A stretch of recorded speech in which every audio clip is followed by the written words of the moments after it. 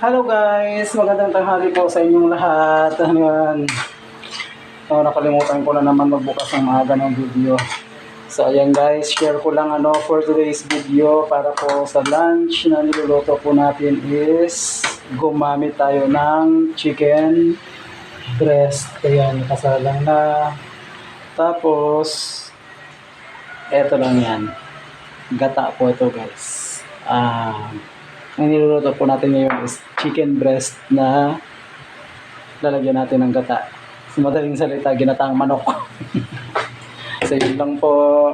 Sana magustuhan niyo po. And don't forget, follow my Facebook page. Bisitahin niyo po guys, Erwin Mix Vlog 07. At saka po yung aking YouTube channel. Same din po, Erwin Mix Vlog 07. Don't forget to follow and subscribe. Sana po magustuhan po ninyo yung sinishare po natin araw-araw regarding po sa mga niluluto